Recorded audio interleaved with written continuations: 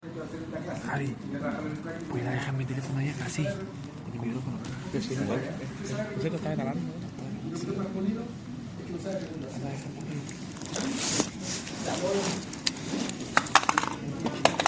que para aprender métodos anticonceptivos hay que saber registro masculino, femenino y fecundación, como fue la fecundación.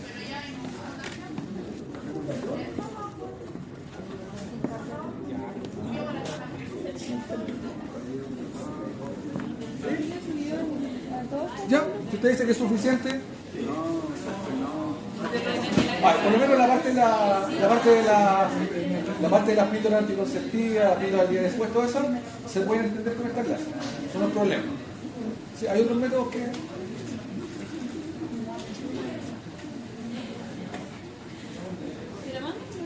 Ya, lo voy a pensar. Lo voy a comenzar conmigo mismo. Ya, entonces, en el caso femenino, lo que tengo que recordar, o lo que tiene que recordar la anatomía, bueno, es algo que es bastante obvio. La gónada femenina está interna, varios de la vía genital para fecundación, como el útero, el canal cervicuterino, el canal vaginal, también son internos.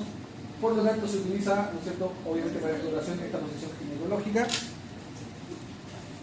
Y aquí vamos a destacar que es bien importante que siempre hay que recordar que la gónada femenina, el ovario, produce hormonas que inciden sobre el tejido endometrial. Entonces hay una coordinación siempre entre las hormonas que está produciendo el ovario con los cambios que están ocurriendo en el endometrio. ¿Okay? Eso es fundamental. Por lo tanto, cuando hablamos de ciclo menstrual, en realidad lo que estamos diciendo es la coordinación entre el ciclo ovárico, toda la parte de maduración de los folículos y ovulación, producción de las hormonas, o de las hormonas ováricas, y todos los cambios del ciclo endometrial, que tienen que estar coordinados. ¿Okay? Para que haya fecundación correctamente, debe haber entonces una correcta regulación entre el ovario y el endometrio. Entonces, ¿cómo se regula que ambas cosas estén coordinadas, que estén haciendo cambios al mismo tiempo, en forma coordinada? Con hormonas, ¿no es cierto? O sea, el estrógeno y la progesterona producida en el ovario es el que coordina lo que va pasando en el ciclo endometrial. ¿Ok? Ahí se llama coordinando. Listo. Esa parte era importante. Bien, en el caso femenino, la parte hormonal, las hormonas producidas tanto por la hipófisis, las gonadotrofinas, la LH y la FSH, como las hormonas ováricas, son distintas. En el caso masculino son continuas, todo el rato se producen una cierta cantidad, por supuesto varía un poco, sube, baja, pero se va produciendo más o menos en una condición más o menos estable. En cambio, en el caso femenino, aquí está el LH y la FSH femenina, tenemos el pico intrauterino, el pico en el primer semestre de la infancia, y luego lo que tenemos es una oscilación. En toda la vida reproductiva adulta tenemos oscilaciones de la FSH y la LH que finalmente dan una variabilidad, una oscilación también de la producción de hormonas ováricas. O sea, hay una variabilidad, en un momento está muy alto el estradiol, en otro momento está más alto la progesterona. O sea, también es variable. ¿Ok? Y eso sigue un ciclo acotado en días. Más o menos 14 a 15 días está más alto el estrógeno, o va subiendo el estrógeno más sobre la progesterona, y más o menos en el mismo tiempo está más alto la progesterona que el estrógeno, hasta que, si no hay fecundación, cae. Se demora, ese ciclo en promedio se demora como 28 días.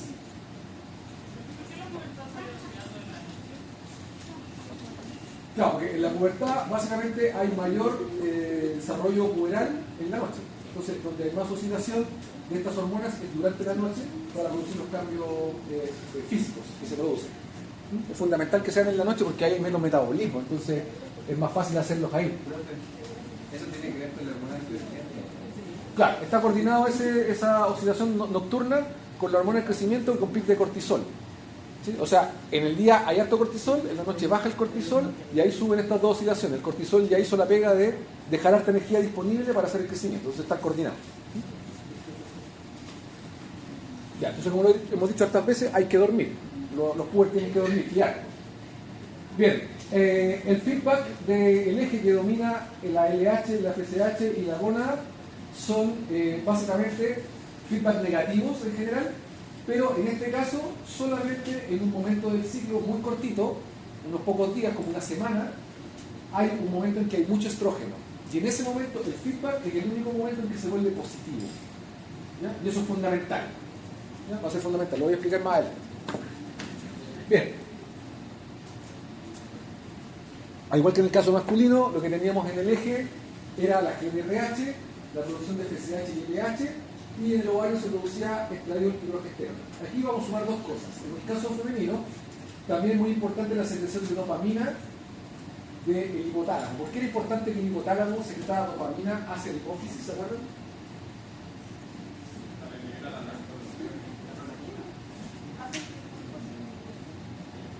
Chicas, ¿por qué ustedes no están produciendo leche en este momento? Porque no tienen prolactina, o sea, o tienen muy poquita prolactina. Y eso porque el hipotálamo mantiene constantemente inhibida a la prolactina a través de la dopamina. ¿Sí? Hay una secreción continua de dopamina. Eso es importante, en otras palabras, porque la dopamina que está secretando el hipotálamo continuamente es sensible a los altos niveles de estradiol y progesterona.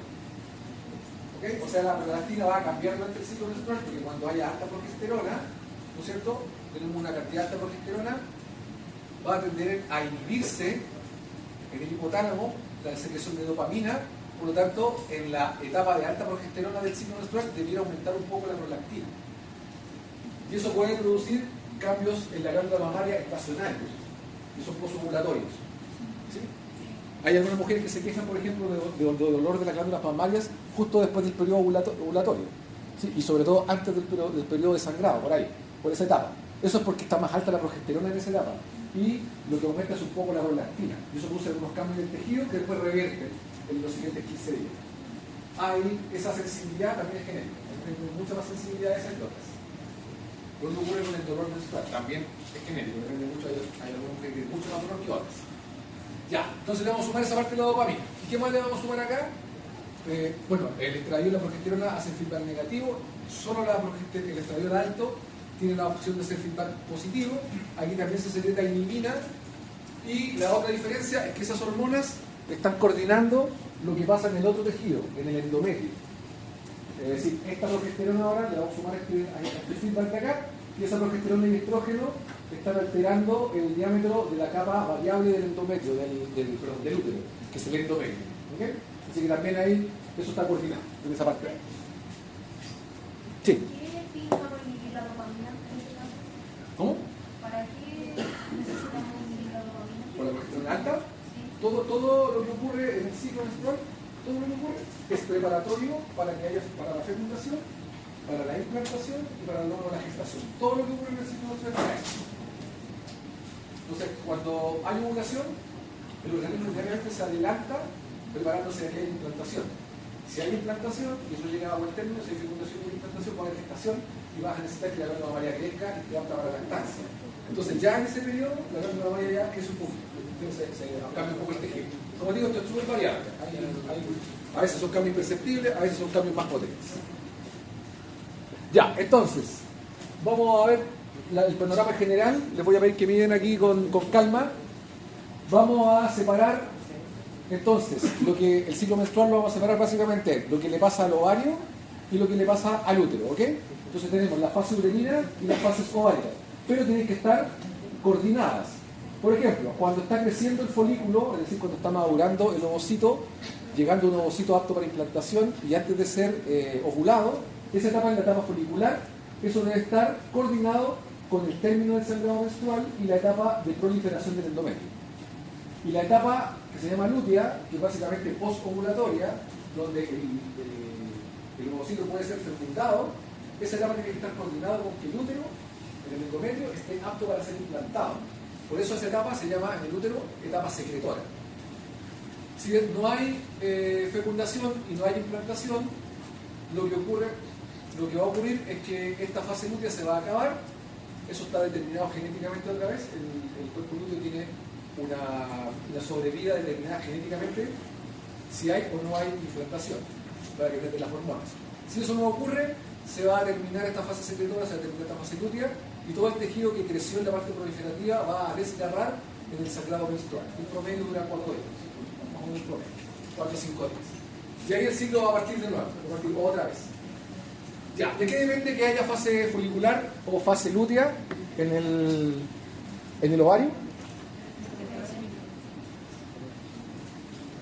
¿Quién va a determinar que estén creciendo los folículos o no?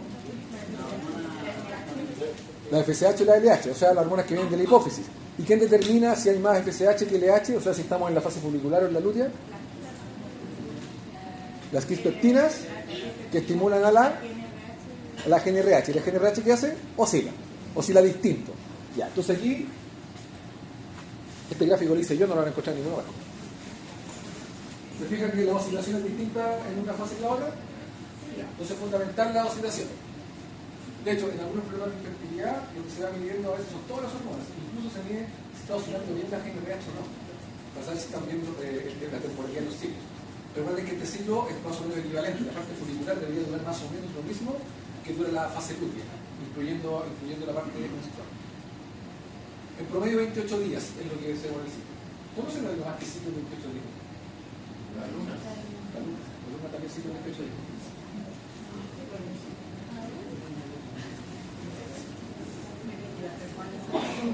Solo era un dato de la causa, no está diciendo nada por ser. Ya. Bien, vamos a ver la fase ovárica primero. Se deben producir las hormonas ováricas estimuladas por las hormonas gonadotróficas. Entonces, esas hormonas gonadotróficas, LH, FSH, me van a dar el ciclo ovárico. Y ese ciclo ovárico, dependiendo de cómo va madurando el folículo, ojo, cómo madura el folículo, no el ovocito. El que da las hormonas es el folículo, no el ovocito. El ovocito va terminando de hacerse apto a la implantación, pero todas las hormonas las da el folículo, lo que está alrededor del ovocito y que está protegiendo al ovocito todo el tiempo. Ese es el que da las hormonas ováricas. Por eso se llaman también hormonas ováricas foliculares. ¿Okay? Ya, y todo eso tiene que estar coordinado. Pues ahí están arriba están las gonadotróficas, ahí está FSH y LH. Se fija que hay un cambio, aquí hay más FSH que LH y aquí al revés, más LH que FSH. Y se produce además un pic, y después se mantiene en esta fase lútea y secretora, se mantiene más la LH alta que la FSH, y luego al final vuelve a tener un cambio y vuelve a aumentar la FSH. ¿Qué significa FSH? Hormona folícula estimulante.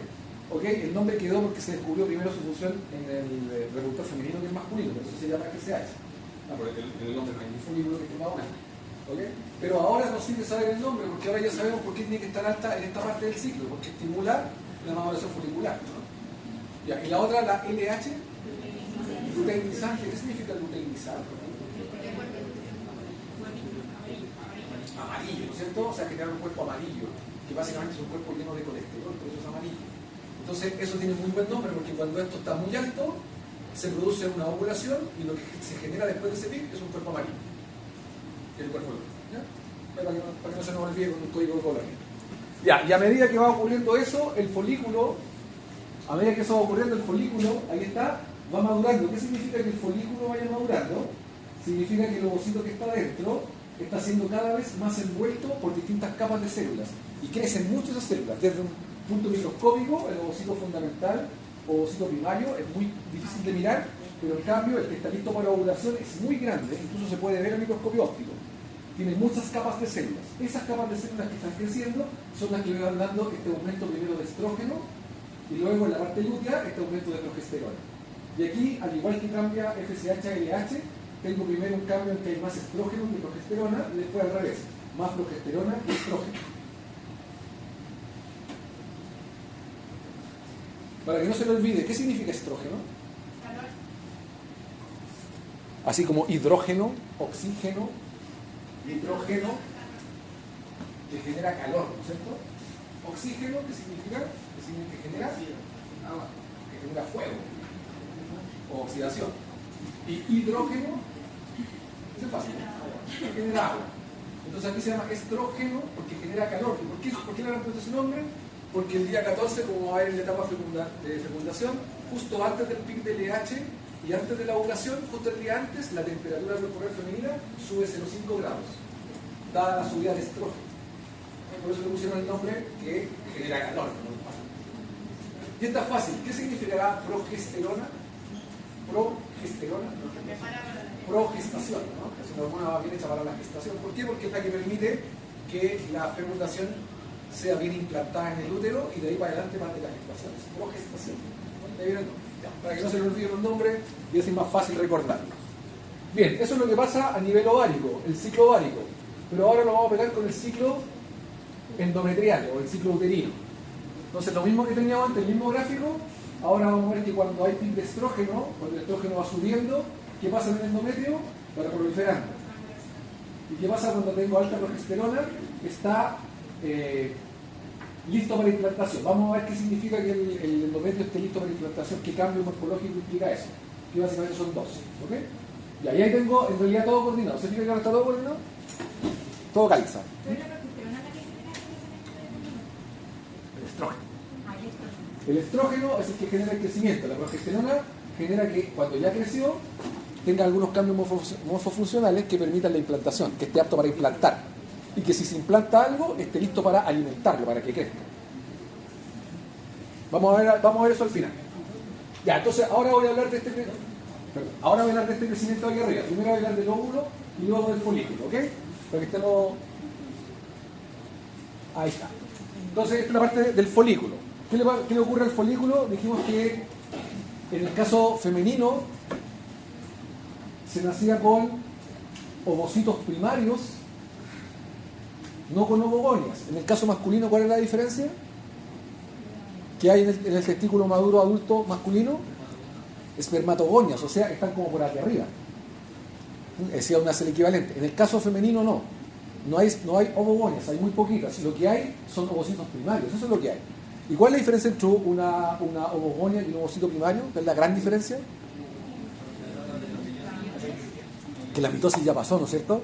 Entonces estos de aquí no tienen posibilidad de entrar en mitosis, solo entran en meiosis, o sea, esto no puede proliferar. O sea que el número de ovocitos primarios con el que el óvulo nace es el número que va a haber toda la vida. O por lo menos se va a ir acabando mes a mes. ¿Okay? No van a poder haber mitosis. ¿Okay? Vamos a hacer el cálculo de cuánto hay y cuánto debería durar eso. Y la otra gran diferencia, que es lo que ocurre en esta etapa, en la etapa adulta, es que cuando hay meiosis, a medida que se van produciendo las divisiones meióticas, la primera, la segunda división meiótica, la segunda estructura que sale de la división se vuelve atrésica, es decir, degenera. Eso son lo que se llaman los cuerpos polares. Es decir, cuando se separa esto, se separa en uno viable para fecundación, pero el otro no. El otro es muy pequeñito. Entonces se sacrifica uno para dejar un ovocito de tamaño adecuado, grande, que se lleve todo el citoplasma para estar apto para fecundación. El otro se sacrifica, ¿no es cierto? Y después muere. Entonces se producen dos corpúsculos polares. Estos corpúsculos polares también se dividen, generan dos más. Entonces al final tengo tres corpúsculos polares y un solo ovocito maduro apto para implantación. Eso es lo que va a ocurrir. Por supuesto es haploide. Ya, pero yo dije que esta estructura no está flotando en el aire. Esa estructura, el ovocito que ahora está a la izquierda, este ovocito de aquí, no está en el aire, sino que está inmiscuido dentro de un folículo. Por lo tanto, a medida que este va aumentando, va madurando en la meiosis, tiene que ir aumentando la capa de células que va alrededor de él para permitir la ovulación correcta. Cuando este ovocito sale, debe salir con una remanente de células del folículo. Cuando sale ovulado, tiene que salir con un remanente de células ahí del folículo para que lo protejan hasta la fecundación. ¿Ok? Entonces van madurando las capas foliculares. Esto es importante porque son estas capas foliculares las que van produciendo las hormonas foliculares, las hormonas del ovario. Las producen estas capas de ahí, estas que crecen ahí. Ya, entonces, ¿cómo paso de primario a secundario, terciario, adelante hasta llegar a la ovulación? Eso es lo que vamos a ver ahora.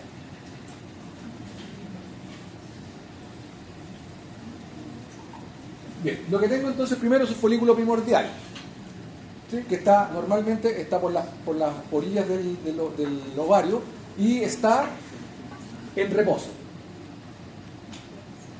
Cuando empiezan a aumentar las capas, el número de capas determina si el folículo va madurando correctamente y dependiendo del número de capas se clasifica como primario o secundario, ¿okay? Dependiendo si tiene más o menos capas.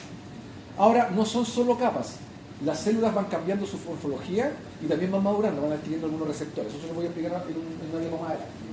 Ya, segunda cosa, se desarrolla una cavidad llena de líquido que permite aislar dentro del folículo, permite aislar al ovocito con la capa de células que lo va a proteger con la corona radiada.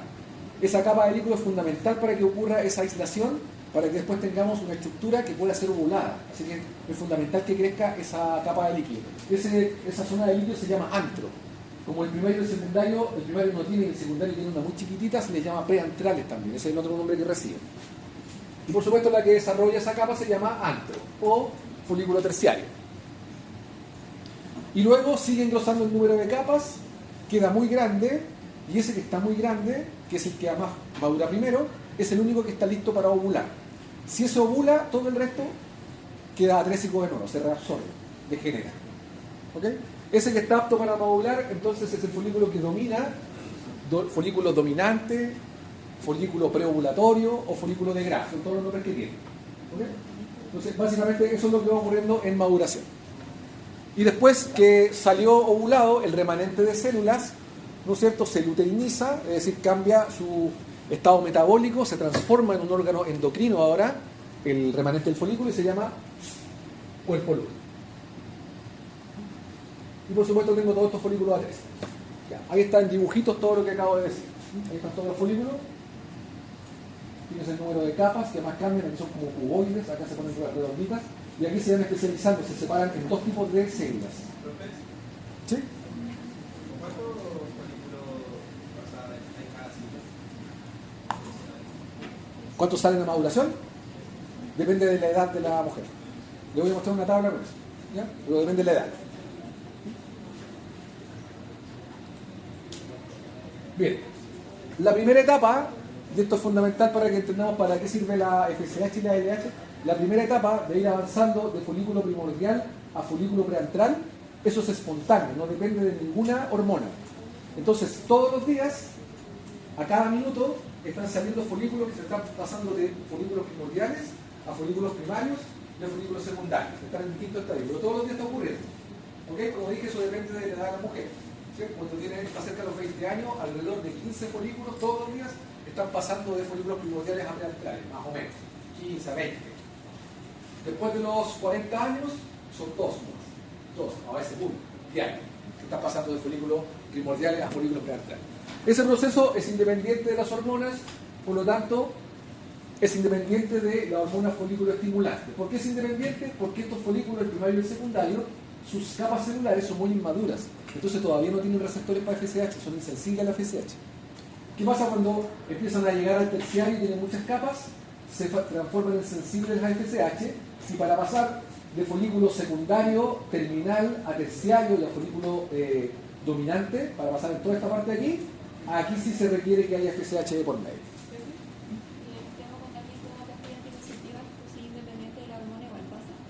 Claro, si están tomando pastillas que inhiben la ovulación, pastillas anticonceptivas que su mecanismo es anabulatorio y no permite que haya ovulación, esto ocurre igual, toda esta parte de aquí ocurre igual. ¿Sí?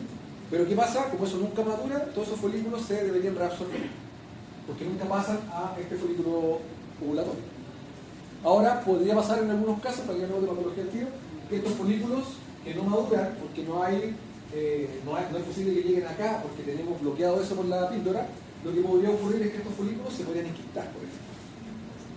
Podrían formar un quiste en el ovario. Eso podría ocurrir. Y si son muchos, ovario poliquístico. Por eso hay una cierta probabilidad de ovario poliquístico cuando se están tomando estas pastillas que vigilar. Porque siempre el sustento está madurando hasta primario, secundario, pero no llega a folículo atento. ¿Sí? Y si uno ya tiene ovario poliquístico y aparte toma pastillas, la probabilidad del cáncer de ovario aumentaría. Sí, eso es discutible. Creo que no hay consenso todavía en eso. Pero todo esto por precaución siempre se va cambiando el sistema o el método anticonceptivo se tiende a variar ahí en general. No usan pastillas, usan otros. Otros de inyección y cosas.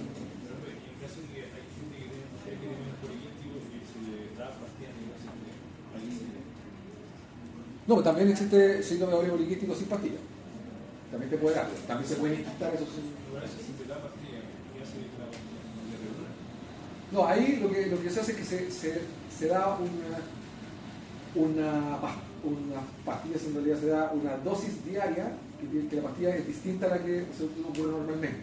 La pastilla que se da regularmente tiene una composición entre estrógeno y progesterona que cambia de la pastilla 1 a la 2 a la 3, va cambiando.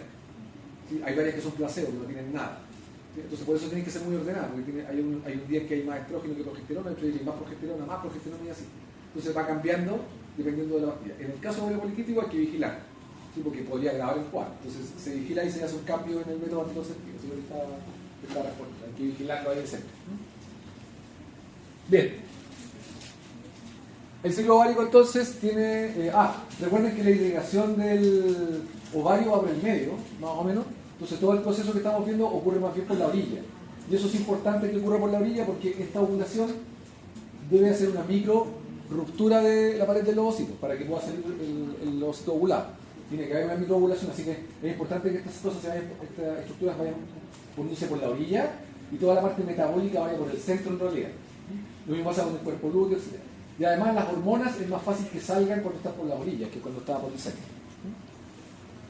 Ya, entonces en esta otra imagen se ve todo el ciclo y se ve todavía mejor esa salida del ovocito ahí. Está saliendo por la ruptura de la pared. Y ahí está la corona radiada y está alrededor. Bien, entonces lo que necesitamos es primero que crezcan las capas, luego que salga esto ovulado y que esto se luteinice. Eso es lo que vamos a ver ahora básicamente en lo siguiente. Si se hace un corte de ovario normal, eso es lo que deberíamos ver. Una gran cantidad de ovocitos primarios, que son estos que están en la orilla, y una gran cantidad de estructuras de este tipo. Y solo una estructura dominante gigante, que es la que está acá. Entonces fíjense que hay distintos estadios, están distintos, este es como un ovocito primario, este es como un secundario, este es como un terciario, estos dos de ahí, este es como casi graf, este grandote. Aquí hay cuerpos atrésicos, esos que están ahí. Estos también son atrésicos, todos esos que están ahí. Este también, folículos atrésicos, o sea, hay de todo, está todo mezclado. Este de acá es un corte de un ovario infantil, se cree que solo hay ovocitos primarios. O sea, que antes de que sean dependientes de la FSH, pueden haber mucha cantidad de otras, como los primarios. O sea, en todo momento siempre hay más primarios y secundarios por todo el ovario, siempre. Porque como no dependen de la etapa del ciclo en la que está, siempre se están produciendo todos los días. Pero el otro debería haber uno. De graf siempre debería haber solo uno. Y además debería haber un solo uno al final de la primera etapa del ciclo, al final de la fase folicular, solo hay. ¿Sí? En la segunda etapa ya no. Aquí cortaron uno y lo pillaron justo en esa etapa. Si hubiesen cortado este ovario en la etapa posovulatoria, en vez de encontrar uno de estos, deberíamos encontrar un cuerpo lúteo, que aquí no hay. Ya, ¿qué capas se van produciendo? Así como estaban las células de Leydig y las células de Sertoli, en el caso masculino como vimos antes. Aquí las células que son similares son las células de la granulosa y las células de la teca. ¿Okay? Son las similares. Entonces, cuando tengo un folículo primario o uno secundario, tengo algunas capas de esas células que se están especializando y luego lo que tengo es una completa segregación de estas células. Se forman las células de la granulosa al centro y las de la teca por fuera.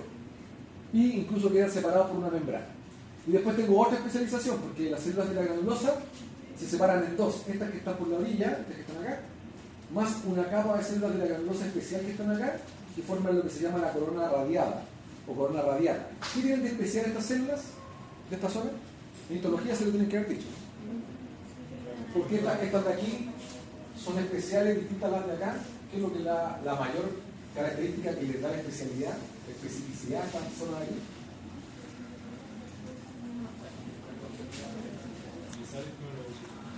Sí, claro, pero ¿qué características les da, en qué se especializan las que están aquí, distintas a las de acá?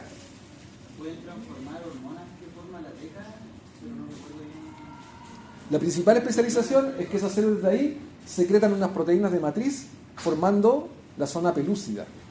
Entonces ayudan a formar la zona pelúcida del ovocito. Por lo tanto, lo que hacen es, ahí está marcada la zona pelúcida, esa de ahí, ayudan a formar esa zona de ahí, la zona pelúcida, y dejan la estructura acá, que solo es penetrable si el espermatozoide está maduro y tiene en su membrana, una enzima de membrana que se llama hialuronidasa, que puede romper o penetrar esta estructura que forman estas células. Eso es lo que tiene de especial. Entonces forman una estructura de protección que impide la entrada del espermatozoide que no esté maduro. Eso es lo que hace básicamente. ¿Okay? Ya. Eso cuando sale justo, esa corona radiada cuando sale justo con el ovocito, ya va viajando por el oviducto, cambia de nombre regularmente, le dicen el cúmulo expandido. Básicamente un cúmulo de células que está pegado al ovocito. Ya. Veamos lo que pasa con la reserva ovárica y cómo van volviéndose atrésicos los folículos. En la semana 20 de gestación, cuando se ha producido una especificidad y una diferenciación de la gónada femenina a ovario inmaduro, hay alrededor de 10 millones más o menos de folículos primordiales, unos 10 millones más o menos.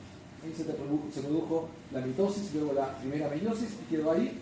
Hay como 10 millones. Esa es la etapa en que más folículos primordiales tiene un óvulo, un ovario. ¿Okay? ¿Qué pasa después al momento del nacimiento en azul? Se mueren como 7 millones. Desde ahí hasta ahí, 7 millones menos. Solo quedan 3 millones. Y durante toda la etapa de infantil hasta la pubertad, que es este punto rojo aquí, de los 7 millones solo nos quedaron 300.000 folículos. Entonces, al momento de la pubertad, cuando parte la vida reproductiva adulta para generar fecundación, solo hay disponible 300 folículos primordiales. ¿Por qué cree usted que se mueren tantos folículos?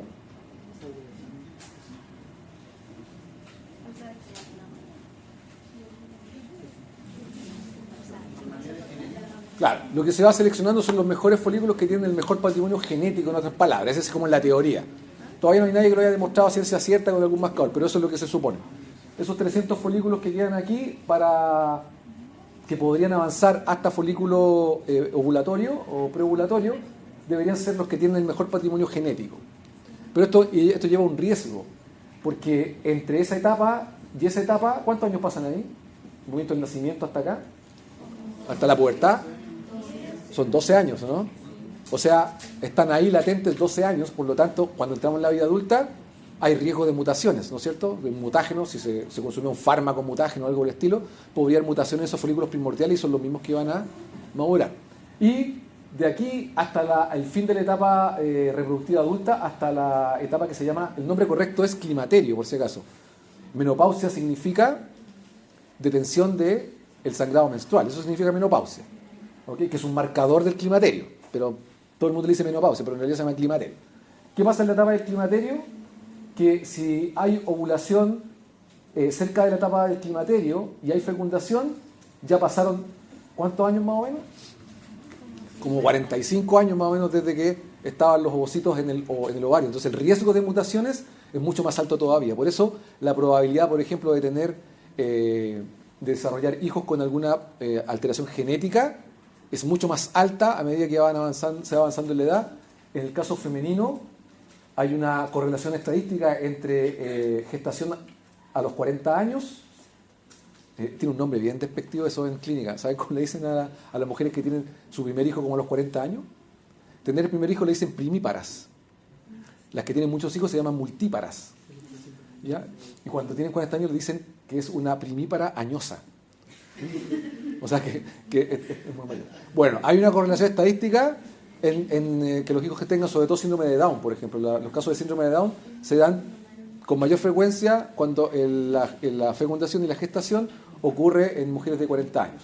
En el caso masculino, ahora último, existe una asociación también estadística que mientras el varón es padre más adulto, sobre los 40, incluso sobre los 50, aumenta la probabilidad de que los hijos tengan algunas enfermedades genéticas y también algunas no enfermedades, sino algunas condiciones como los del espectro autista. Por ejemplo, la mayoría de los hombres mayores de 50 años tienen una mayor probabilidad de tener hijos del espectro con esa condición del espectro autista. Eso está como correlación estadística. No hay todavía un marcador que nos diga por esto ocurre, pero correlaciona estadísticamente. Hay otra correlación estadística que es bien extraña. Mientras más inteligentes son los dos padres, o sea, los niños del espectro autista tienen como un mayor porcentaje de nacimiento en padres que tienen mayor nivel educacional. ¿Es correlación estadística tampoco? Tampoco hay algo que nos diga así por qué el cerebro más inteligente. No, eso no ocurre, no tenemos así. Son correlaciones estadísticas. Suponemos que entonces tendría más probabilidad de tener hijos tendría más cantidad de folículos como que no han sido ovulados, entonces tendría como mayor cantidad de... No, los que son de cuidado son los que van a entrar en el proceso. No los que ya crecieron. Los que están dentro, los que están como primordiales, como esos están primordiales latentes todo el rato y tienen que esperar hasta su turno a empezar a madurar, esos son los más susceptibles de mutación. Los otros que entran en la tesis, no deberían tener mucho. No recuerdo haber visto alguna evidencia que diga que métodos anticonceptivos tienen asociación con tener mayor mutación en el óvulo que se va a fecundar. No creo que haya, no recuerdo haberlo visto. Ya, entonces, reserva ovárica dijimos 300 folículos al momento de la primera menstruación, al momento de la menarquia, ¿no es cierto? Ya, pero eso no significa que los 300.000 folículos vayan a entrar en el proceso de maduración, sino que de esos 300 se seleccionan solamente 30.000. Los otros 270.000 folículos primordiales nunca maduran, ¿sí? Y empiezan a ser degenerados. Los otros 30.000, eso sí, esos 30.000 folículos primordiales sí entran en maduración. Pero dijimos que a medida que va partiendo la vida adulta, esos 30.000 folículos al día empezaban más o menos 15 a entrar en el proceso, todos los días. Pero en un mes entran 30 todos los días, o 15 todos los días, o 20 todos los días, pero en ese mes, en que todos los días están entrando 30 en el proceso o 20 en el proceso, solo uno llega a ovulación, en condiciones de, por supuesto, de no usar método anticonceptivo. Solo uno. Por lo tanto, potencialmente los que pueden llegar hasta folículo de GAF y dar ovulación son solo 450 folículos. O sea, de esos 10 millones que teníamos originalmente, solo 450 folículos podrían llegar a ovular, en otras palabras. ¿Sí? Listo. Supongamos que ovula en una vida normal, una persona sin ningún tratamiento, sin ningún tratamiento conceptivo, ovula 450 folículos llegan a ovulación, o sea, ovula 450 veces, una por mes. ¿Cuántos años de ovulación tiene?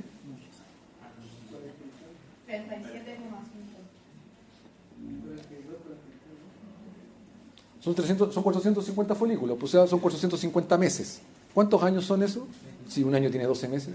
37 meses. Como 37 años, ¿no es cierto? Y si le sumamos la edad en que partió la primera menstruación, supongamos que partió a los 12 años, ¿cuándo deberían teóricamente acabarse los folículos y acabarse el proceso reproductivo? A los 50. Entonces, ¿cuál es la edad más o menos promedio del climaterio? Es como a los 50, ¿no? Y ahí nos calza justo, ¿no? Listo. Aquí está lo que le estaba contando, que los folículos son dependientes de la edad y en mujeres de 19 a 30 años encontramos 50 primordiales, 21 transitorios, 5 primarios, así en total. Eso es lo que se encuentra más o menos en un ovario entre 19 y 30. Fíjense en 31 y 35, primordiales 19, 36 y 40, 9, 41 y 45, 5, y sobre 46 años solo hay uno. Y casi no hay folículos del otro día. O sea, en el fondo, no es pareja la salida del folículo. Al principio es harto y después va cada vez siendo cada vez más lento. Entonces, un folículo va madurando diario más o menos a los 40 años. Por eso el proceso de fecundación después de los 40 es mucho más difícil, mucho más complicado, mucho más complejo. Bien, vamos a la folículo-génesis. Tenemos el folículo primordial en reposo, que son básicamente los de la reserva ovárica, está detenido en diploteno en meiosis, y solo tiene una pequeña monocapa de células indiferenciadas todavía, y por supuesto no hay antro, que son estos, aquí se ven básicamente, ahí están, los que tienen la N. Estos que están con la X son los que están atrésicos. Ok, una sola capita. Entonces, ¿qué dijimos que iba ocurriendo cuando pasan de folículo primordial a folículo secundario? Crecen las capas. ¿Qué más le pasa a las capas? ¿Alguien sabe? ¿De histología? Se ponen cúbicas, muy bien. Se ponen cuboides. Entonces aparecen algunas capas más. Primero se ponen cuboides, luego aparecen más capas acá y se empiezan levemente a diferenciar. Aparecen las células de la granulosa primero, todavía no aparecen las de la teca, y esas de la granulosa todavía están madurando. ¿Por qué todavía están madurando? Porque tienen la capacidad de empezar a ayudar a la secreción de la zona pelúcida del ovocito. Secretan proteínas de matriz que van haciendo que esta parte sea bastante compacta, pero todavía no tienen, estas células de granulosa no tienen receptores para FSH. Por lo tanto, este ovocito primario es insensible a la FSH, no tiene receptores para FSH.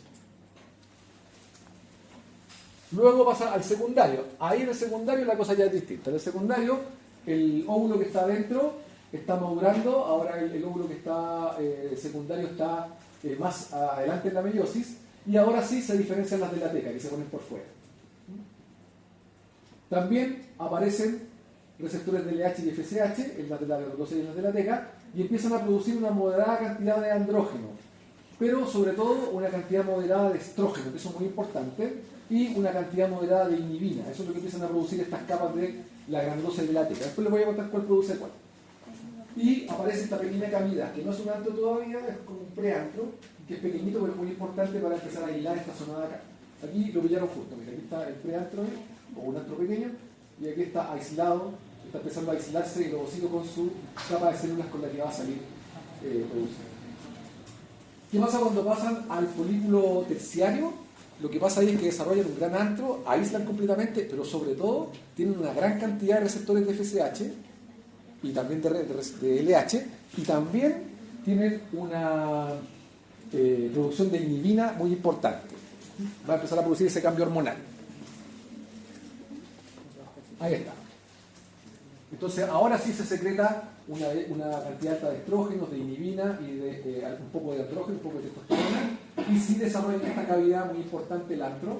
Hay una gran cantidad de células de la teca y una gran cantidad de células de la granulosa, y ya tengo distinguible la corona radiada, corona radiana, que está muy firme sobre este ovocito.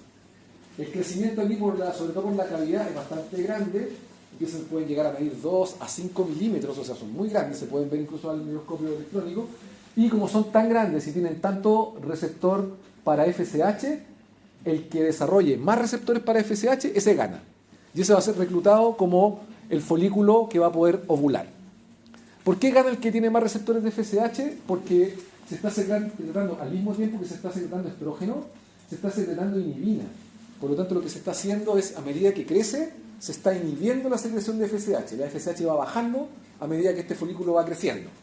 Como va bajando la FSH porque va aumentando la inhibina y el estrógeno, al principio aquí, como aparece en el dibujito, había poca inhibina, pero mientras más capas de eso hay, más inhibina hay.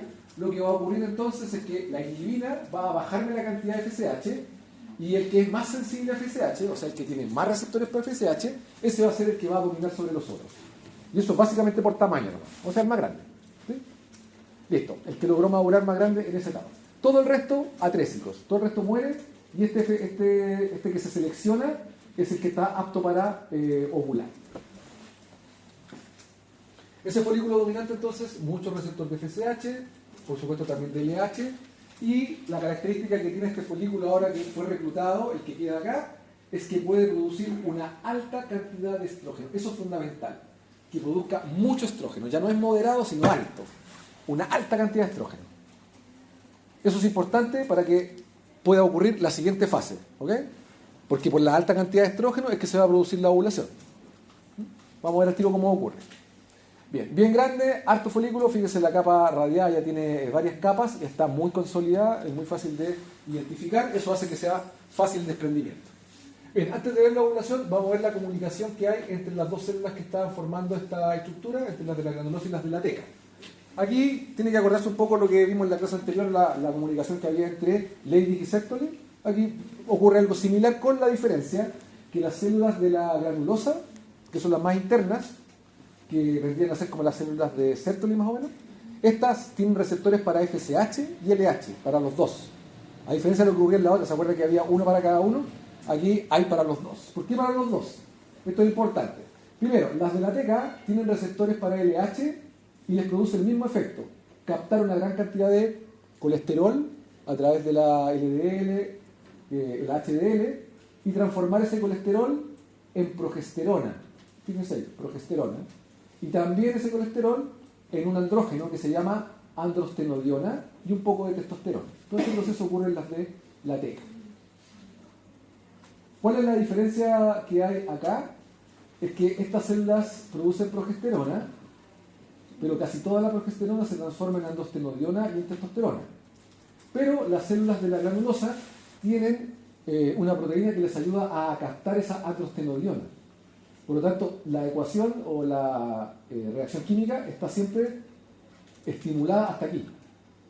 Una gran cantidad de eso se pasa a las células de la granulosa, y una pequeña cantidad queda como testosterona. Esta testosterona es importante para que salga la circulación sobre todo y tenga algunos efectos importantes en mantener la musculatura, por ejemplo, mantener la rigidez del hueso. Eso es necesario en el caso femenino. Por eso es necesaria una cierta cantidad de testosterona. ¿Ok?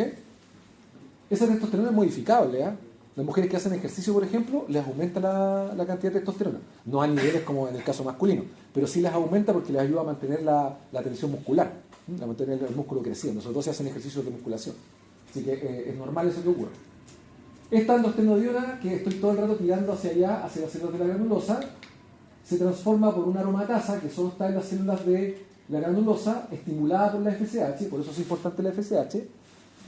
Está estimulada en pasar esa androstenodiona a testosterona primero, pero luego a estradiol. Y casi toda la androstenodiona se pasa a estradiol. Por lo tanto, todo el estradiol, todo el estrógeno que se va produciendo, está producido básicamente en las células de la granulosa y una parte de él sale a circulación. Ese estradiol es importante para mantener, por supuesto, la primera etapa de la etapa del ciclo, la fase proliferativa y la fase folicular.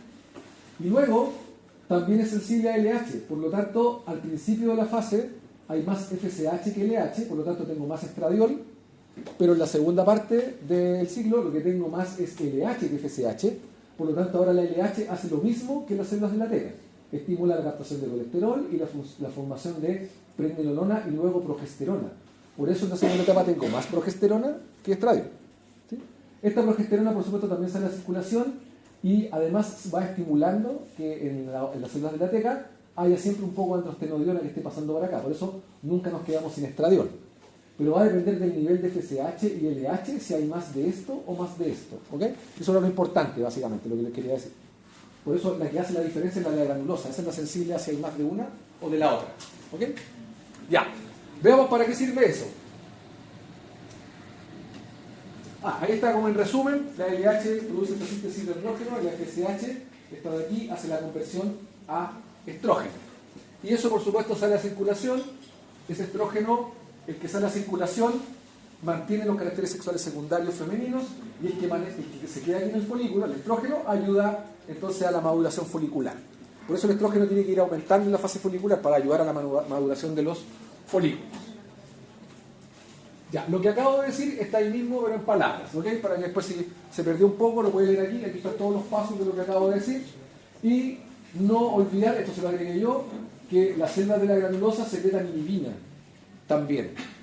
¿Por qué es importante eso? Por la siguiente gráfica, a la que le voy a pedir que ponga mucha atención. Bien, ponga atención ahora en la siguiente gráfica.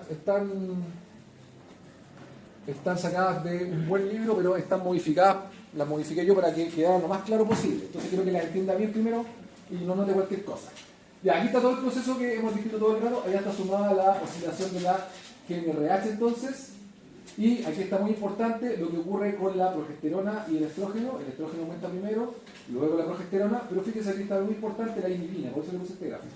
Ese rosado que está ahí está la inhibina. ¿Se fija que también va aumentando junto con el estrógeno? Ya, porque eso es importante para esta primera mitad del ciclo. Para que sea más didáctico todavía, el ciclo está dividido regularmente en fase folicular y la fase lútea, ¿ok? Pero para que sea todavía más fácil de entender, la fase folicular también la vamos a dividir en dos partes, o la vamos a subdividir. La fase folicular temprana, que ocurre básicamente hasta el día 8 más o menos, donde está la línea punteada ahí, que dijimos que era independiente de FSH el crecimiento en esos primeros días de los folículos. Y la fase folicular tardía, que va a ser de aquí hasta el pic de LH. ¿Okay? O sea, dentro de la fase folicular entonces vamos a tener dos. Ya, vemos la temprana primero. ¿Qué ocurre?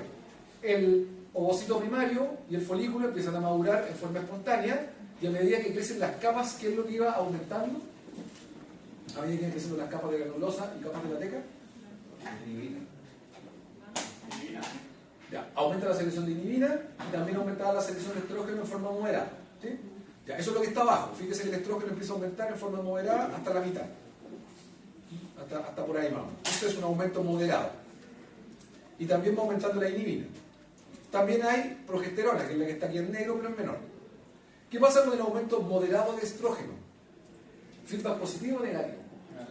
Negativo. Entonces cuando aumenta moderadamente, como se ve acá, este estrógeno va al hipotálamo, inhibe las neuronas Kiss, que estaban en el arcuato, no a las del paraventricular, a las del arcuato.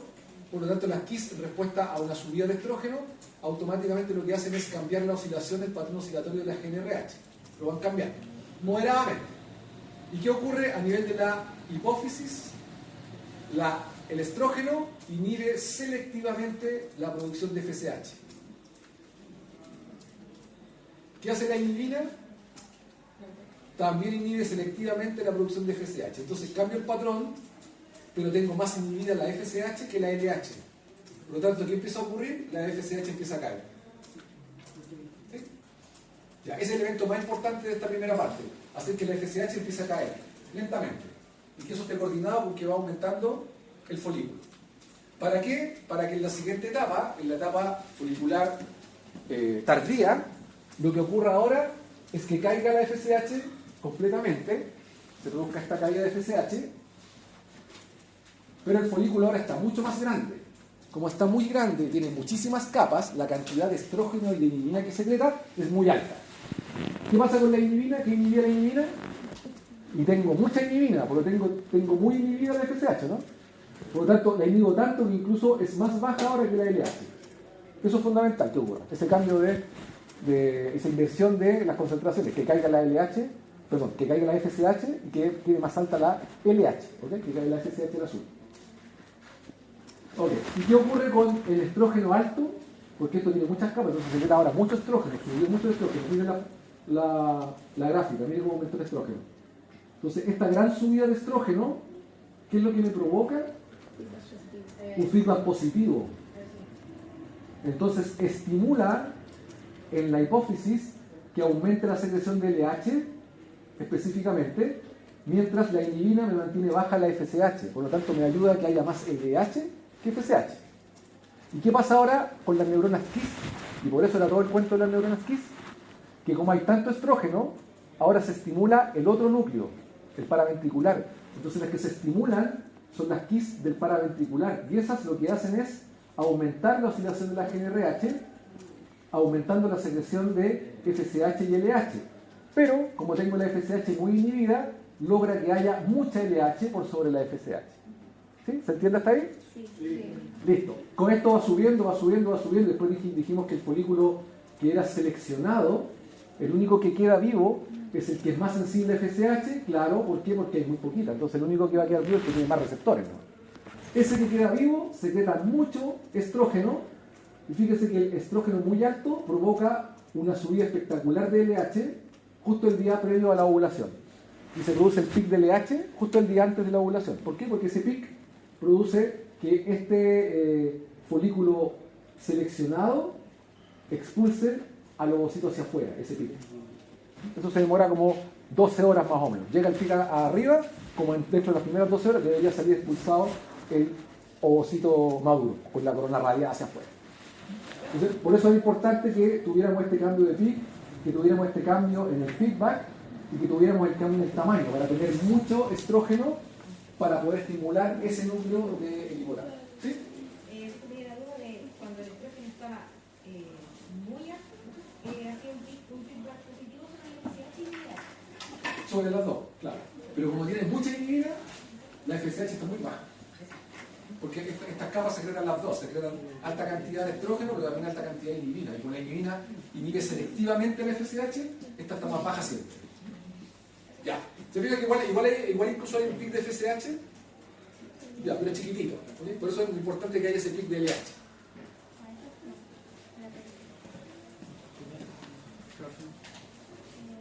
Sí. Tengo una duda. En la maduración del folículo, ¿Ya? ¿esa va controlada por la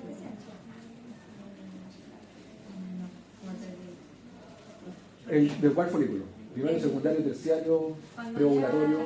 ¿Cuál? Desde el preantral. Mira, hasta el secundario no importa la FSH. Del terciario en adelante sí. Entonces, del terciario en adelante empieza a crecer porque tiene receptores por FSH, se estimula el crecimiento folicular por la FSH, por eso se llama FSH, ¿no es cierto? Folículo estimulante. Pero ¿quién se estimula? El que tiene más receptores, ¿no? ¿Por qué? ¿Por qué el que tiene más receptores? Porque estos tienen receptores para FSH, se estimula su crecimiento, pero hay poca FSH. Y va cayendo. Entonces, ¿quién se va a estimular? El que tenga más receptores, ¿no? Los otros que no tienen tantos receptores, este por ejemplo y este, van a degenerar, ¿no? ¿Sí? Entonces, es un juego de bajarle FSH, pero que el folículo tenga muchos receptores. Entonces, aunque hay poquita FSH, solo el que tiene muchos receptores va a ser sensible. Los otros no. No, porque ya, gracias a la FSH vamos a tener que, bueno, que aumenten finalmente las capas. Y que Claro, sea va a más seguir fuerte. creciendo. Pero, Y eso da alto estrógeno. y el estrógeno finalmente, y con la inhibina van a hacer que la LH sea el modelo de cada... Claro, claro. Tenemos que entre el hipotálamo y lo del... Entre esta zona de aquí, las neuronas GNRH, la hipófisis, todos juegan juntos, todos están coordinados. Entonces, este pic de LH es gracias a que esto es muy grande y que genera mucho estrógeno. ¿Sí? Si tú bloquearas la producción de estrógeno aquí, de alguna manera, no tendrías pic de LH y no habría ovulación, pues, ¿no? ¿Podría ser una condición, caso de que se inhiba, elimina y que haya un pic de LH y FSH? Ah, que no haya secreción de inhibina. Que haya un pic de las dos. ¿Qué pasaría?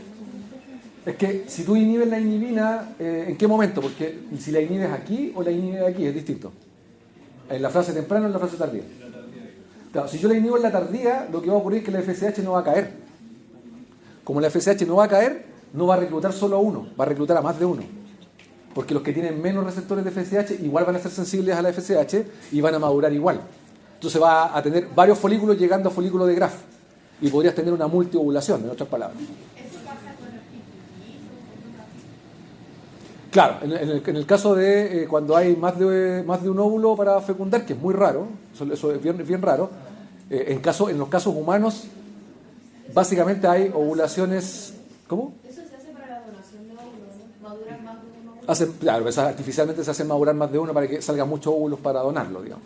Claro, eso se puede hacer. En el caso que ocurra naturalmente, normalmente no maduran más, en promedio, más de 2 folículos. Llegan a 2 folículos de Graf que ovulan al mismo tiempo. O que ovulan con diferencias de horas a veces. La otra opción sería los gemelos. Que los gemelos no necesitan 2 óvulos distintos. Un solo óvulo que en las etapas tempranas se dividió en 2 y ahí continuaron hacia lactómeros, módulos, etc. Ya. ¿Qué tiene que ocurrir para que haya ovulación? Ahora, para que haya ovulación, lo que tiene que ocurrir es la formación del estigma, así le llamaron, con un nombre bien religioso. ¿Qué es el estigma? Es que el folículo preovulatorio se pega a la pared del ovario y forma una estructura que se llama estigma, es decir, una evaginación de esa zona del ovario que se va a producir una micro ruptura, una ruptura pequeñita, que ni siquiera alcanza a sangrar. Se rompe básicamente para hacer protruir hacia afuera la estructura del ovocito y salir ovulado por esa zona. Eso es lo que se llama el estigma, que es básicamente la zona que está acá. Cuando sale ovulado esto de aquí, todo esto está muy vascularizado, ¿ok? Está todo rojo ahí. Esto sale, se demora muy poquito y el epitelio se repara muy rápidamente, ¿ok? Le voy a mostrar una foto de la realidad, que es la que está ahí en la diapo. Aquí está la realidad. Esto que ven en rosado, esta estructura más clarita rosada, es parte del ovario. Esto debería ser como un ovario gigante, así como toda esa parte roja que está ahí, esa protrusión, de ahí es el folículo preovulatorio que está empujando hacia afuera. Y ese puntito que está ahí es la zona del estigma, la zona que se va a romper. Aquí ya se rompió el estigma, se rompió y lo que usted ve en amarillo es el óvulo que está siendo ovulado. Eso es lo que se ve en amarillo. ¿Okay? Se fija la irrigación que tiene, está súper irrigado. Cuando sale en la parte amarilla de ahí, que aquí abajo, fíjense ahí salió, esto es lo que se va por el oviducto, en otras palabras, eso es lo que sale por el oviducto. El óvulo con toda la corona radial, eso es lo que se va por el oviducto. Y toda esta zona se cierra, por supuesto, y todo esto que quedó acá es el cuerpo remanente. O sea, son todas las células. Se fija la diferencia de tamaño es súper grande comparado con lo que sale ovulado. Todo eso que queda ahí es el remanente. Como al principio está muy rojo, porque está muy irrigado, lo primero que se forma no es el cuerpo lúteo. Lo primero que se forma es el cuerpo hemorrágico. Así se llaman las primeras horas, porque está muy irrigado. ¿Okay? Pero ese cuerpo hemorrágico no se fija que no tiene corona radial, no hay nada que en medio. Entonces se volvió a recerrar y ahora formó ese cuerpo hemorrágico.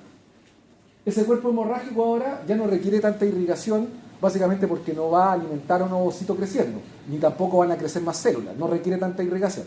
Por lo tanto, todos los glóbulos rojos se limpian, básicamente por los macrófagos del ovario, se comen todos los glóbulos rojos de ahí, y esto empieza a cambiar su estructura.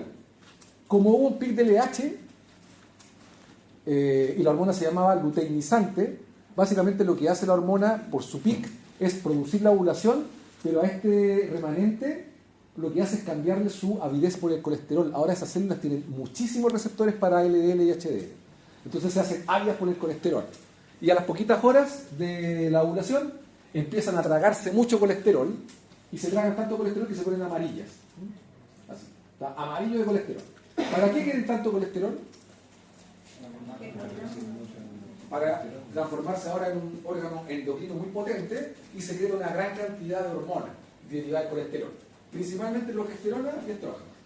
También cambia toda la bioquímica interna, ahora se produce más progesterona que estrógeno, a diferencia de lo que ocurría antes, que era más estrógeno que progesterona. Entonces toda la bioquímica interna de esto cambia. Las células se tienden a indiferenciar en esta zona, aquí ya no se distinguen granulosas de la teca, en general no se distinguen, son más todas iguales. Entonces, ¿qué están haciendo esas células? Básicamente están reclutando colesterol, la LH las empieza a obligar a reclutar colesterol a ambas y se empieza a producir una gran cantidad de androstenodiona que genera estradiol, pero sobre todo una gran cantidad de pregnenolona que genera la progesterona. Entonces sale mucha progesterona en circulación y un poco de estradiol. Ya, esa alta secreción de progesterona y una cantidad más baja de estrógeno, que sigue siendo alta, por si acaso el estrógeno sigue alto, pero no tan alto como antes, eso va a producir ahora la segunda fase. Y aquí nos vamos entonces a la última fase del ciclo. Entonces, la hormona luteinizante sigue alta, sigue más baja la FSH en toda esta etapa de aquí, y en esta etapa, donde el cuerpo lúteo está ya maduro, se secreta una alta cantidad de progesterona y una alta cantidad de estrógeno, que era este rojo que está acá. Los dos siguen siendo altos, ¿ok? ¿Qué producía el pic todavía alto de estrógeno? A ver si se acuerdan. El pic alto de estrógeno, feedback positivo o negativo. Positivo. Por lo tanto, ¿qué debería haber más si hay feedback positivo? ¿LH o FSH? LH. Por eso se mantiene siempre más alta la LH durante la fase lútea, ¿ok? Porque sigue alto el estrógeno, ¿ok? Hay gente que se confunde a veces, piensa que porque subió la progesterona se cayó el estrógeno. No, no, el estrógeno también sube. Y ese me mantiene que siempre todavía haya relación más LH que FSH, ¿ok? Ya. Entonces, si en la prueba le pregunto y a una persona le sacamos una muestra de sangre y encontramos que hay más LH que FSH, y yo le pregunto en qué fase del ciclo debería estar. Fase lútea, ¿no? Porque ahí es donde hay más LH que FSH. Fácil, ¿no? Listo. ¿Ves que después me dice, ay, las preguntas complicadas que hace el profe de fisiología me hace pensar? Era fácil, ¿no? Fácil, ¿no? Por eso, más LH que FSH. Ah, lo dije al revés, perdón. Más LH que FSH por este feedback. Pero ¿qué hace la progesterona alta? La progesterona siempre tiene feedback negativo, mire. Siempre. Pero, a diferencia de la inhibina, la progesterona alta inhibe a ambas, LH y FSH. Por eso hay más LH que FSH, pero siguen estando más o menos a un nivel bajo. Ya no hay pic. ¿Y a qué núcleo inhibe la progesterona alta? Al arcuato. ¿A qué núcleo estimula? Al arcuato, porque las del arcuato son inhibitorias y las del el paraventricular son las que hacen feedback positivo. Por eso era importante tener los dos núcleos. En el caso femenino era más importante que en el masculino. ¿Ok? Listo. ¿Hasta ahí todo claro? Estupendo. ¿Qué ocurre con esta progesterona? Este cuerpo lúteo genéticamente está diseñado para secretar progesterona varios días, alrededor de 15 días en promedio, pero si después de los 15 días no hay ningún cambio, no hay ninguna señal que venga del útero, ojo, que venga del útero hacia el cuerpo lúteo, si no hay ninguna hormona que diga desde el útero que hay una implantación, eso lo vamos a ver en fecundación, vamos a ver qué hormona es. Si no hay ninguna hormona que salga del útero indicando implantación, el cuerpo lúteo degenera, se desluteiniza, es decir, deja de atrapar colesterol. Por lo tanto, si deja de atrapar colesterol, ¿qué pasa con la progesterona y el estrógeno? Cae, y incluso el cuerpo ya no se ve amarillo, se ve blanco. Por eso se llama corpus albicalis, o cuerpo blanco al final, porque ya no tiene mucho colesterol. ¿Y qué pasa con la progesterona? Se nos cae el estrógeno. ¿Qué pasa con los feedback ahora? Si esto cae, ¿qué pasa con el feedback? Negativo, no. Se vuelve negativo de nuevo. Y si esta cae, ya no tengo una inhibición de ambas, ya no tengo la inhibición selectiva, pero no tengo la activación selectiva de la LH. Todo eso empieza a caer. ¿Y qué ocurre? Se recupera la diferencia entre LH y FSH. Y ahora tengo más FSH que LH de nuevo. ¿Ok? ¿Y qué pasa cuando eso cambia así? Cuando se invierte otra vez a más FSH que LH, parte todo el ciclo de nuevo. ¿Sí? Porque otra vez tengo la folícula estimulante más alta y parte toda la estimulación folicular, etc. ¿Quedó todo claro hasta ahí? Sí. Excelente. Me encanta hacer cosas ya. Todo lo que acabo de contar, para el ovocito está en esta tabla. Fíjese que aquí está lo que va pasando con el ovocito primario, secundario, terciario, con la zona pelúcida, con las células de la granulosa, con el antro, con la tela. Está todo en esta tabla, ¿ok? Como resumen. Todo lo que conté de el ciclo ovárico que estaba dividido, recuerde que yo le dividí la parte folicular en temprana y tardía, eso en los libros en general no aparece mucho, se lo dividió para que fuera más fácil entenderlo, ¿ok? Ya, pero todo eso está escrito aquí, ¿ok? Aquí está puesto en varias gráficas, lo mismo, para que lo pueda revisar como resumen, y si no me entendió mucho porque hablo muy rápido, aquí tiene escrito en palabras, fíjese en los números. Cuando muere el cuerpo lúteo, después la la hipófisis responde, aquí está todo escrito en palabras lo que va pasando con el mismo ciclo, ¿ok? Ya. ¿Todo claro hasta ahí? Listo. Última diapo entonces, veamos lo que pasa con el endometrio ahora que es todavía más fácil, ¿ok? Para que termine. ¿Está cansado? Sí. Imagínense yo que estoy hablando desde que llegué, ¿no? Ya no sé cuántas horas hablando. Ya se va a terminar una reunión ahora, tengo que seguir hablando. Ya. Dijimos que todo esto estaba coordinado con los cambios de la capa del útero, que es variable, del endometrio, ¿no es cierto? Ya, entonces lo que tiene que hacer el ciclo es coordinar que cuando haya ovulación, el útero, el endometrio, esté apto para implantación. Para eso primero debe crecer y luego debe cambiar su secreción, básicamente. Eso es lo que debe ocurrir. Eso básicamente son los dos cambios.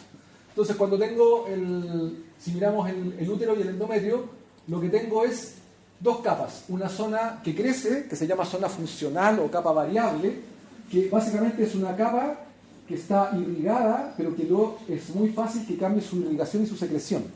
Y además cambie su tamaño. El tamaño del endometrio de la zona funcional es variable de una mujer a otra. A veces más grande, a veces más pequeño. Por eso el flujo menstrual en algunos casos es más grande, en otros es más escaso. ¿Okay? Es variable. Incluso en la misma mujer puede cambiar de un mes a otro, porque el nivel de hormonas no es igual de un mes a otro. No es exactamente el mismo nivel de progesterona y estrógeno. Por lo tanto, la capa puede crecer más o menos en algún mes. Puede haber un sangrado más abundante, menos abundante. Ok, esa zona entonces es funcional y variable.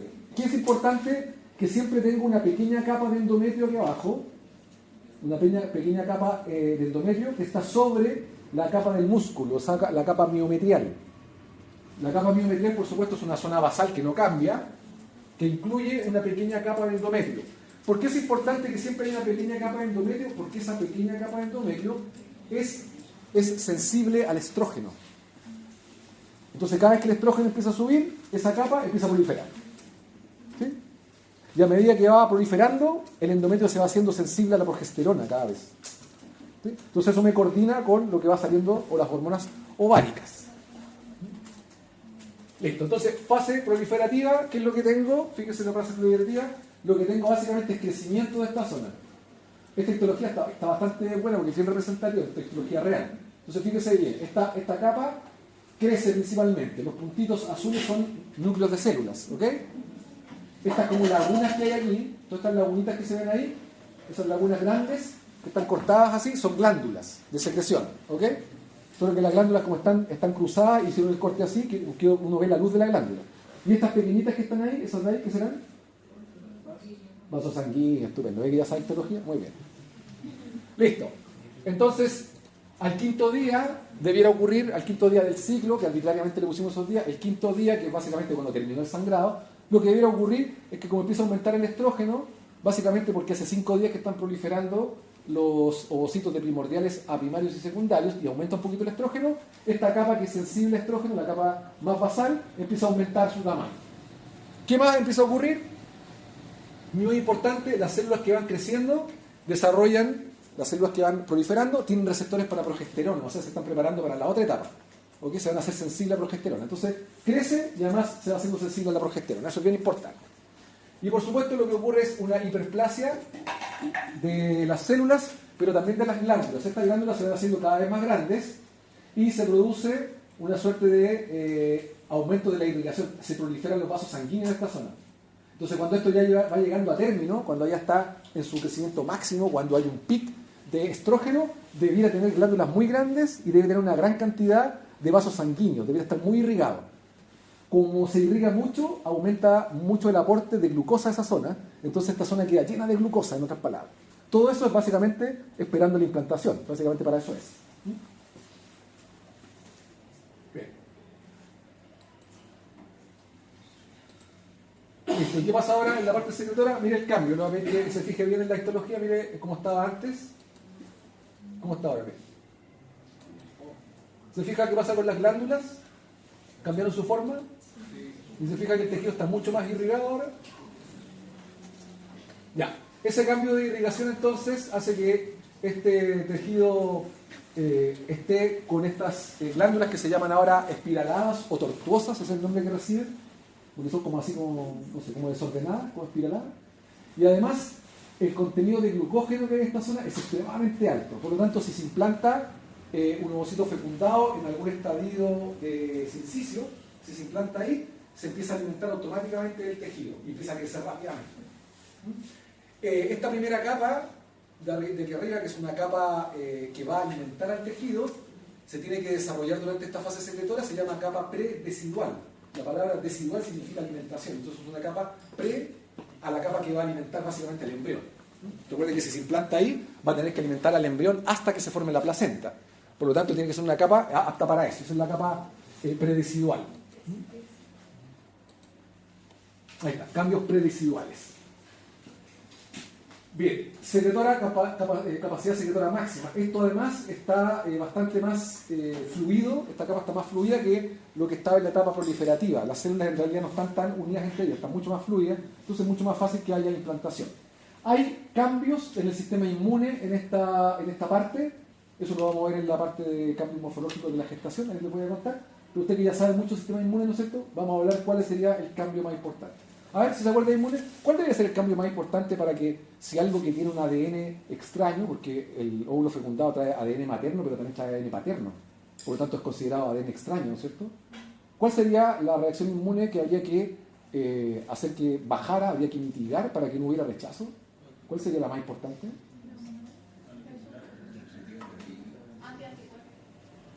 ¿Antianticuerpos? ¿Antiproducción de anticuerpos? Ya. Luego veis que repase su parte inmune para que si se implanta algo ahí que tiene un ADN extraño, ¿cuál debe ser la reacción inmune que nos conviene más disminuir para que no se ataque a la implantación y no haya rechazo inmune? Ya, se lo voy a dejar ahí lanzar la pregunta para la próxima vez que nos vean. Listo, ahora quedó apto para implantación. Bien, si hay implantación aquí, vamos a tener cambios del ovocito implantado o del sincicio en realidad, porque tiene otra estructura ahí. Cambios implantados, se generarán hormonas y lo que haré es que mantendré vivo el cuerpo lúteo. ¿Qué pasa si no hay implantación?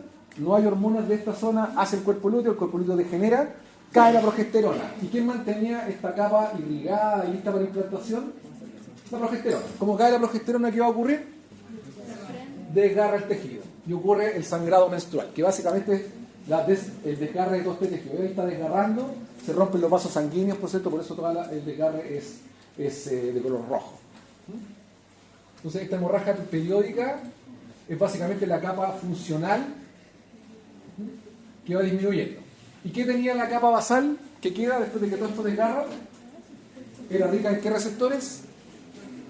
Estrógeno. Por lo tanto, inmediatamente ocurre el resto del ciclo. O sea, aparte de nuevo todo, otra vez. ¿Sí? Listo. Con todo esto que hemos visto hoy día, estoy pensando que sí podemos ver algunas cosas de métodos anticonceptivos en el práctico. Así que vamos a hacer por lo menos una actividad de métodos anticonceptivos. Le voy a pedir que revise, de los métodos anticonceptivos, le voy a pedir que revise de qué o cómo están formadas las principales píldoras anticonceptivas que se utilizan en Chile. El Desoren, el Delostrogén, todas esas pastillas que se venden comercialmente, y también que revise de qué composición tiene la píldora del día después. Si con eso llega a clase, vamos a tratar de entender bien en qué funciona, ¿ok? Listo, ahí está el resumen completo de eso. Bien, si alguien quiere saber más de la parte reproductiva, porque aquí solo hemos visto un pincelazo, les recomiendo estos dos libros. Este está en línea con él, el Williams, el Tratado de Tecnología, que es muy bueno, y el Jelen Hafer, que también está en línea con esta misma. Listo. No se moje mucho, o lo menos que pueda, y nos vemos entonces la próxima semana. Si selecciono un LT bueno, o si encontramos un LT decente para la tarde, si no se lo envío. Si no, regrese a las clases. Ya no, yo creo que era.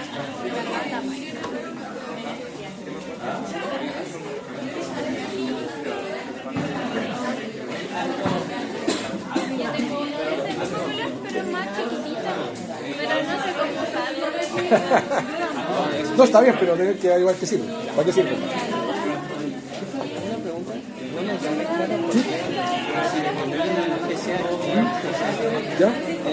aumenta el estadio, porque claro, el PCH ayuda a que haya una disminución Claro, y eso disminuye. disminuye esta conversión. No, pues disminuye el FSH. Pero de la clase que quiero preguntar es si el otro viene aislado de la persona. Claro, eso ocurriría si esto disminuye y esos receptores no aumentan, pero esos receptores se llenan igual. Entonces, aunque el poco se estimula más todavía. Aló. Se estimula porque eso cae, pero esto ya queda extremadamente sensible al FSH. Por eso los que